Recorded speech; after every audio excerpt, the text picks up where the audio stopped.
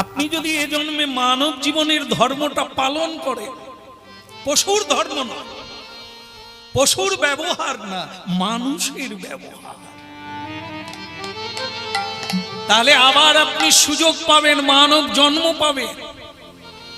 কিন্তু যদি আপনার মধ্যে পশুর ব্যবহার দেখা যায়, পশু যা খায় আপনিও তাই খান, পশু যা করে আপনিও তাই করেন, তাহলে পশুর সঙ্গে আপনার কোনো তফাৎ নাই। তাই এবার পরের জন্মে, পরের বারে আপনি পশুর দলে জন্ম পাবেন। হরি বল, হরি বল।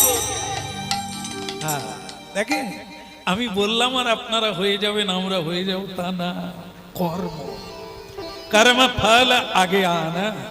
আমার কর্মেই আমি সুখী হব, আমার কর্মে আমি দুঃখী হব। কেউ রোধ করতে পারবে না, কেউ রোধ করতে পারবে না। এই জন্য হরিনাম শোনো, পূজা পরে করবেন, কীর্তন পরে গাইবেন, প্রসাদ পরে পাবেন, মালা তিলক পরে করবেন, কিছুদিন শুনুন ভগবত তত্ত্বটি কি।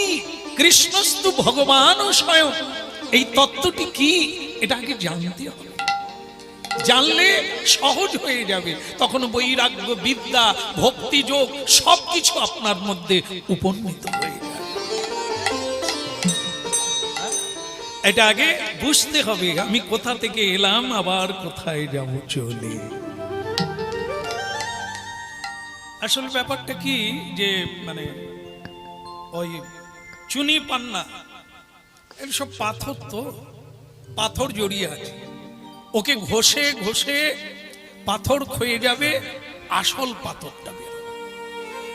এই আমাদের মধ্যেই সেই সর্বশক্তিমান ভগবান ঘাপটি মেরে বসে আছে, কিন্তু তাকে প্রকাশ হওয়ার সুযোগ দিই না, ধামা চাপা দিয়ে রেখে দিয়েছে।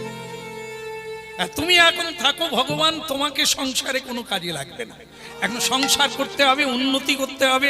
তাদের দোতলা হয়ে গেল, আমার একতলা হয়ে আছে, ওটা বানাতে হবে, ছেলে মেয়ের বিয়ে দিতে হবে, সব উন্নতি করতে হবে, তারপর ভগবানটা।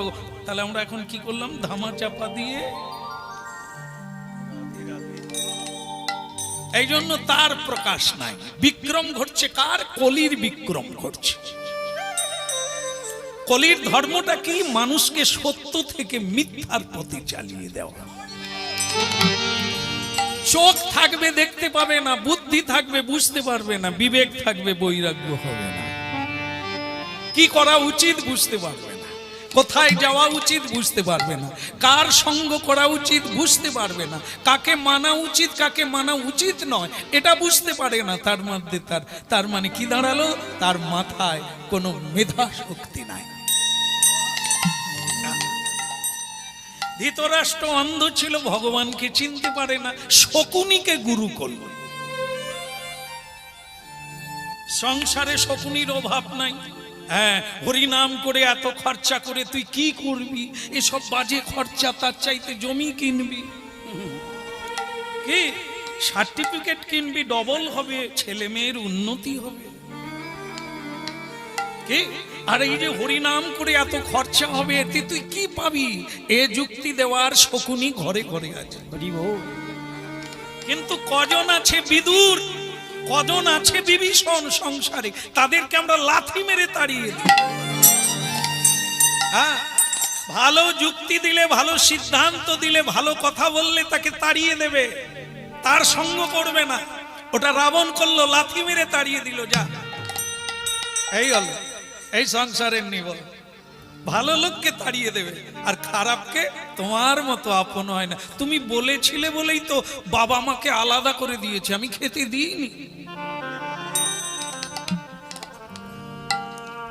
হ্যাঁ, ভক্তমন্ডলী মায়েরা, আমরা তাদের আদর করি, তোমার যুক্তিতেই আমি বেঁচে গেছি। খরচা এখন কম হয়, মা বাবাকেও খেতে দিতে হয় না, ঠাকুরপোকেও দিই না, ঠাকুরজি কেউ দিই না, আত্মীয় কেউ ডাকি না, শুধু স্বামী স্ত্রী খাই আর শুয়ে পড়ি। যা আসে সব থেকে যায়। কে কোন যুক্তিতে হলো? মাকে ত্যাগ করলো, বাবাকে ত্যাগ করলো, ধর্মকে ত্যাগ করে দিয়ে অধর্মকে গলায় জড়িয়ে ধরলো। এই তো শকুনি গুরু। শকুনিকে গুরু করা আমাদের জীবনে একটা প্রথা হয়ে গেছে। এই জন্য শোনা হয়নি গড়াই গলক তাই গাছে ফল হয়। শুরু থেকে বীজ শোধন করতে হবে, ঝাড়াই বীজ নিতে হবে, তবে গাছ ভালো হবে। মাটি ঠিক দিতে হবে, সার দিতে হবে, তদারকি করতে হবে, তবে ফলের অভাব হবে না। মানব জীবন্ত একটি বৃক্ষ, এর ফল স্বরূপ আগামী দিনের সন্তান। আমি যেমন, আমার গাছে ফল হবে তেমন। আমি নিজের মা বাবাকে খেতে দিই না অর্থ সঞ্চয় করার জন্য, আমার ছেলে আমাকে দেবে। শিক্ষাটা তো আমি দিলাম, রাস্তাটা তো আমি দেখালাম। ভয়ঙ্কর কলিযুগ, হরি নাম শুনুন আর সিদ্ধান্ত চেঞ্জ করুন। এই জন্য বলল কলি ঘর তিমির গ্রাসাল জগজনে। কলি সকলকে গ্রাস করেছে, আমরা বুঝতে পারি না। কার পরিচালনায় চলছি, ইচ্ছে নাই তবু করছি কেন? এ কার পরিচালনায়? আমাকে গ্রাস করেছে কলি। কারণ কি? কলি তখনই গ্রাস করে, কখন করে? আপনারা যদি মহাভারত কেউ পড়ে